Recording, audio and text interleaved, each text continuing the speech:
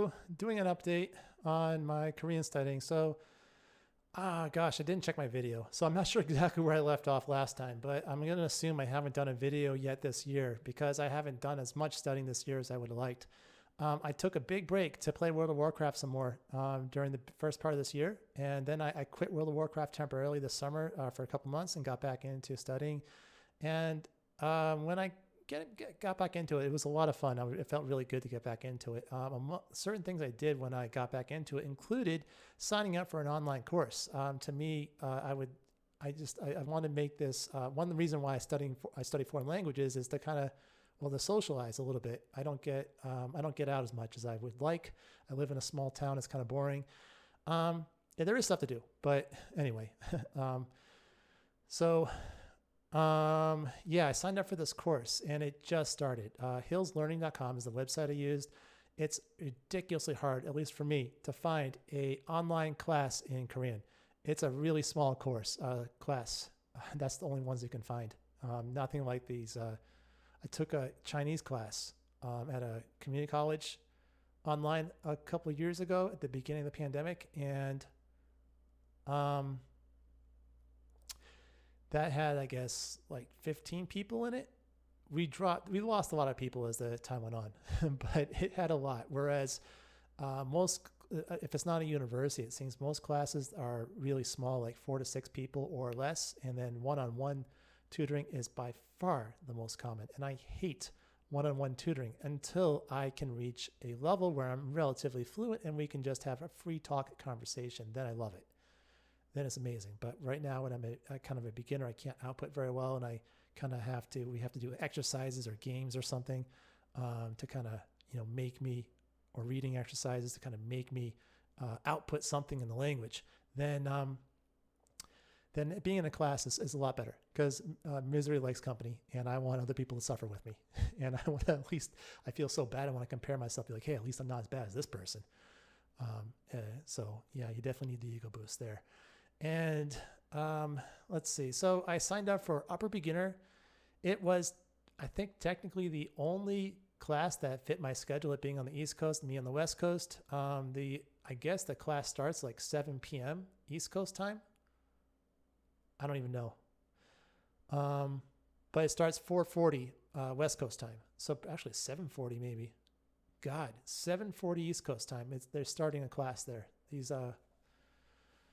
These people who are studying, we're working this, it'll last for about 2 hours once a week. And we had our first class last week. Finally, I signed up for the class, had to wait over a month for it to start, and finally started. There were 2 other students in the class with me. That is 2 more people than I'm used to when I do italki, so I'll take it. And let's see, 2 students. One student was a younger guy, definitely younger than me. He's Asian heritage. He seems just like a normal American. Of course, I saw the Asian. I'm like, oh God, is he Korean? Is he going to be amazing?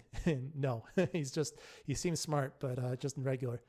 And then the other student was a little bit older than me, just a American white lady, and she speaks. Both of them seem okay for the level. He was definitely better than her, and unfortunately, it's a little weird. I've only noticed my stepmother.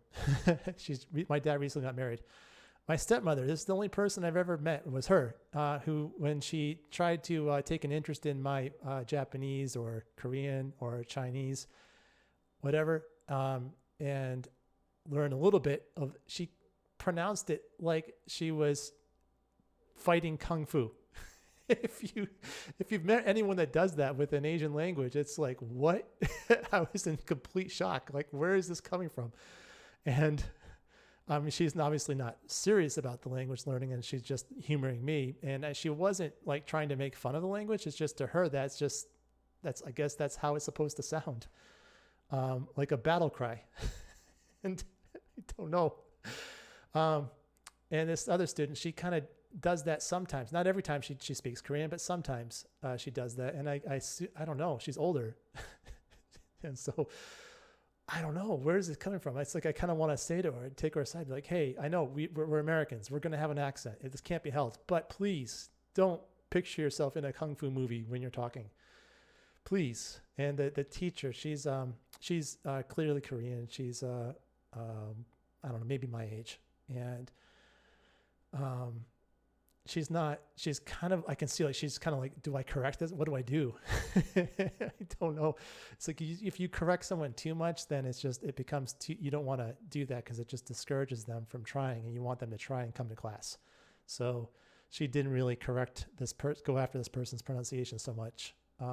She just kind of tried to focus on the actual mistakes that were relevant to the material that we're studying. Yeah. Other than that, though, but her level otherwise it just kind of surprised me. It seemed to be about correct for upper beginner, which means that she passed like a semester of beginner Korean, and yet that still persists. You kind of wonder, will these people see this video and then be like, oh my gosh, well, I'm not naming names. So anyway, yeah, so that's this class. It looks like to be a fun class. I like it. And I like the teacher. She's good. I like both of the other students. Even the Kung Fu pronunciation is, well, a little bit painful, but still it's okay. I really enjoy having two other people to experience learning Korean with me. The material we're studying is actually the vocabulary we did like at home vocabulary, and I don't even remember all of it because I haven't reviewed it. So the stuff that I didn't know, like I did know, like apartment, I did know. Chilshil, this bedroom, Yokshil. We didn't learn Yokshil. I know that, but Chwangyoshil. Oh God, bathroom. I have problems with these vocabulary, so that is definitely helping me. But the actual grammar was stupid simple. It's like jiman for butt, and I've mastered that. Well, yeah, basically mastered that. I'm not too far past that though. So when you do upper beginner at this class, it seems like upper beginner actually is a couple courses or different chapters. So I could still be considered upper beginner, not yet intermediate, and doing more grammar. So like the next course, maybe, I don't know. And maybe ideally I would have taken the next course up, still being upper beginner. But at the same time, getting this vocabulary could be helpful. One reason why I don't learn this vocabulary is because I'm reading Harry Potter, and it hasn't come up in Harry Potter, at least not that much, relatively speaking. I'm sure bedroom has come up. Some of the stuff has come up, and definitely bathroom has come up, just not as much as like magic or witch or book or broomstick, for example. But and for somehow broomstick never sticks. I mean, it sticks for me while I read Harry Potter, but if I take a break from Harry Potter, it goes away, and I have to review that. That's something Anki could fix, but at the same time, it's kind of like, oh, it's so forced. It's like, you know it for Harry Potter, but you didn't really need it, so you forgot it. You should probably just let it stay forgotten until you remember it naturally, because then you're at a level where broomstick is appropriate to your vocabulary. Maybe. I hate forgetting stuff, so that's why I end up using Anki so much. Well, that's one reason.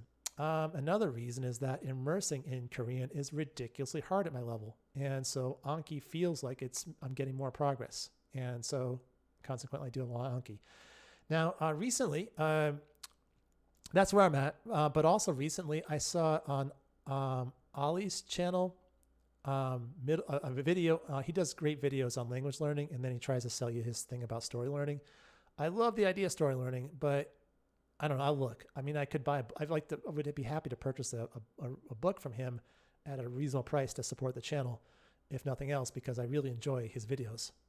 But like 10, 20, maybe $20 roughly for like a story learning book would be okay. But I think he sells courses for hundreds of dollars, and I'm like, which is okay if it's a course like this, but not one. Anyway, that's a bigger purchase for sure.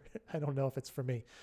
But I watched this video about Middlebury College, and they cover this. And then if you're into language learning, at some point you're going to hear about Middlebury College, this place in Vermont in the northeastern United States, where they have this language program where you go there and you take this oath to only speak the target language and no other language except for emergencies, or like they have a few exceptions, but it's definitely those few exceptions. And you're speaking this language to everyone else all the time. It's not quite like being forced to think in this language, but if you're talking to people very much, doing socializing, then yeah, you're thinking in the language because yeah, that's what's happening. And it's an intensive course, so you're doing a lot of language lessons, grammar, homework and stuff too on top of that. It's not all fun and games. But that oath is amazing because like when I go to a language school or take any class, there is no oath.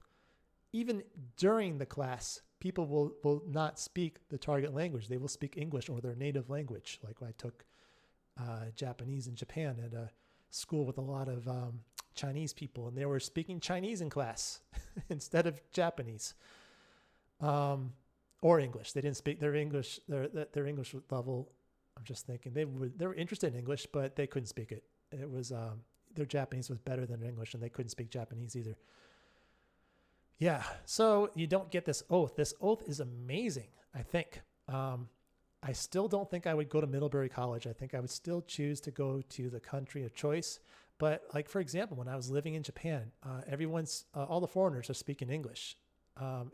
My foreigner friends anyway, not that, because I don't have very many Chinese foreigner friends. Though if they are friends with me, they speak English. And I was there for a couple of years, and not several times, I thought, hey, I want to improve my Japanese. What about just speaking Japanese all the time? I lived in a share house with like 60, 70 other people. And I think like the majority of them are Japanese, but it's still a good portion. So like 30-40% are foreigners. My real friends were foreigners. My Japanese friends I would call acquaintances more than friends. I liked talking to them. I wanted to be friends with them, but it didn't feel like I reached that level with them. Whereas with the foreigners, it's like, yeah, we were friends for sure. And if I just went all Japanese on them, then I would lose my foreigner friends. I mean, yeah, basically. I think I had like two that, like out of all of them, like two of them a couple of them could speak Japanese at a level where we could actually, converse. Yeah, so this oath has me thinking, and I was like, but can I do this on a personal level? I have no one to talk to. I live by myself. I mean, I do have people to talk to, but I live by myself, so I have a lot of free time. And can I take a similar oath that would be similarly effective for me? And I thought about it, and just make an oath to talk to myself in Korean as much as possible, and when not possible, to translate my English that I'm thinking into Korean using Papago. I didn't take any oath, but at the same time, I am trying to do that. And as I do this, I'm thinking about, of course, you go through different periods of time in your studying, maybe, and other people, of course, younger people per se, maybe go to a country and they experience immersion and it benefits them immensely, but other people not so much. And I'm thinking about this, and as I'm thinking about this oath, I think that a big part of that is that some people will attempt to think in this target language, either probably naturally or on purpose, and other people not so much. They just kind of whatever thoughts come to mind, and that's it. And I think the more you think in this language, of course, you get better at, maybe if you're thinking in sentences as opposed to just random words, then you get better at those sentence structures that you're using in your head for sure. But on top of that, you're just the more you think in this language, the more you think about this language, the more relevant it becomes to who you are and your personality and your unconscious mind, which is your master. Your unconscious mind, that is the gateway to what becomes long-term memory for you and what doesn't. So so that's what as I'm watching this YouTube video, that these are what the thoughts going through my head. And so basically I'm currently trying to think in Korean or translate into Korean or whatever, think about Korean, even when I'm not studying Korean, as much as possible, just so I can make this language as relevant to me as possible, so that when I study and when I immerse, then it will stick better too, in addition to the other benefits that you kind of seem really common sense, but just to kind of make everything stick more. And doing that with this attitude in mind, I got kind of tired of talking to myself because my vocabulary sucks. And, and basically, I'm just using Papago to translate everything to myself constantly, and making flashcards. It's not so terrible, but I figured, well, let's just immerse. And so let's just watch Korean. And so I started watching. I went on to Viki and started watching K-drama on Viki without subtitles. And I've done this in the past, and I always gave up. I couldn't stick with it. This time I stuck with it. Of course, this is still recent. I've only watched a few episodes. This particular K-drama, it's a new one, so I couldn't continue watching. I'm going to have to look for something else to watch, or wait for the new episode to come out in a few days. But that felt really good, and I was able to watch it, and just kind of what I'm doing in my head is I'm kind of like shadowing, but not.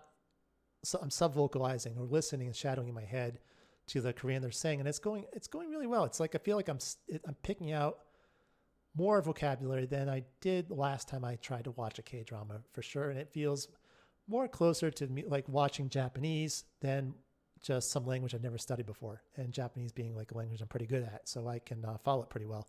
It's nowhere near that level yet, but I can feel like it's getting there, and the progress is being made. And so this has got me kind of a little bit excited, so that's cool. I then went ahead and started reading Harry Potter with the same attitude in mind. And before I had this thing where I kind of had to look up everything that I didn't know, or use bilingual, like parallel text, like Google Translates or something, to really follow what I'm reading so I can figure out, because I got to increase my vocabulary. I can't increase my vocabulary if I'm not understanding what I'm reading. And so you got to, constantly understand. But I kind of went into this like, no, let's just immerse. Forget that. Even if I don't understand, just immerse. And it went really well. I read it and I felt engaged, and I'm just reading it, and it's going pretty well. And I don't feel like, I think the last time I may have tried this, I felt like I eventually started reading it, but then even though I'm reading, I'm kind of tuning it out. And I'm maybe skimming it now. So I'm tuning in, but I'm not tuning in too hard. I'm just kind of skimming it for words that I do know, stuff that clicks. But I'm also at the same time, I'm not trying too hard. So when stuff doesn't click, I'm just moving on. And that seems to be going well. So we'll see. And this has become kind of a long video. I am going to finish this video, probably go running, and then come back and then try some immersion. I really like Anki. I'm trying to do kind of a 50-50 split currently between immersion and Anki, I think, because especially if I'm doing the immersion, but I'm looking up a couple words, but usually a word I'm like, oh, I know this. Why is it not clicking? That's like or I've seen it I've seen this appear a couple times. Anyway. But I'm trying to do like a 50-50 split. I think that, and I'm not too worried about it. I think that either one is pretty good as long as I'm doing it every day. And in the past, I'm very much pro immersion, but at the same time, I'm such at this level where I'm kind of a little bit optimistic about immersion right now. But I know that with the level of understanding I have, I think that Anki is a great tool, and studying is a really, really especially good tool. So yeah. Okay. Thank you so much for watching. If you are studying Korean, if you have any comments, please put those below. Thank you.